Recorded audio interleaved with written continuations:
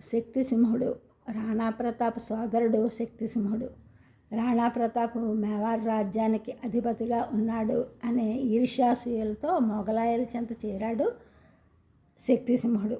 యుద్ధభూమిలో గుర్రమైన చేతక్ పై స్పృహ తప్పిబడి ఉన్న ప్రతాపుడిని చేతక్ శత్రువుల బారి నుండి తప్పించి ఆరావళి పర్వత ప్రాంతానికి తీసుకువచ్చింది. ఆ విధంగా వస్తున్న చేతక్ వెంటపడి ఇద్దరు మొగలాయులతో పాటు శక్తిసింహుడు అన్నను చంపి అక్బర్ మెప్పు పొందాలనే ఉద్దేశంతో వస్తున్నాడు. అలా వస్తున్న శక్తిసింహుడు అన్న దేశభక్తితో స్వదేశ సంరక్షణ కోసం పడరాని పాటలు పాడటం కళ్ళారా చూశాడు.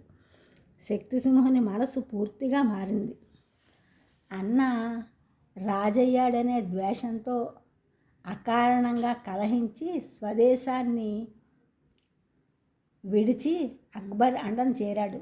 దేశ ద్రోహానికి ఫలంగా ఢిల్లీ చక్రవర్తి విసిరిన ఎంగిలి మెతుకులను పంచభక్ష పరవాన్నంగా భ్రమ చెంది మాతృదేశాన్ని విస్మరించి పరాయి దేశస్థునికి భక్తుడనై ఇన్నాళ్ళు గడిపాను.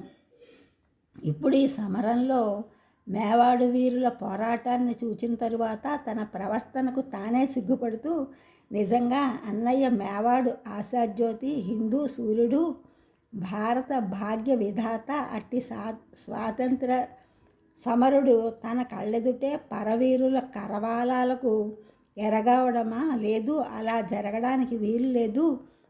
శక్తిసింహుని నరాలలో దేశభక్తి ఉప్పొంగింది. వెంటనే తన చేతిలోని ఈటను రివ్వును విసిరాడు. ముందు వెడుతున్న గుర్రంపై ఉన్న సైనికుడు ఉన్నపళంగా చావుకేక పెట్టి కూలిపోయాడు. రెండవ సైనికుడు ఆశ్చర్యంతో అశ్వాన్ని ఆపి పడిపోయిన సహచరుని చూశాడు. భయంతో వెనుదిరిగి చూచేంతలో శక్తిసింహుడు తన ఖడ్గంతో అతడి తలను ఎగరగొట్టాడు. అతని మొండెం నుండి చిమ్మిన రక్తంతో సింహుని ముఖం తడిసిపోయింది.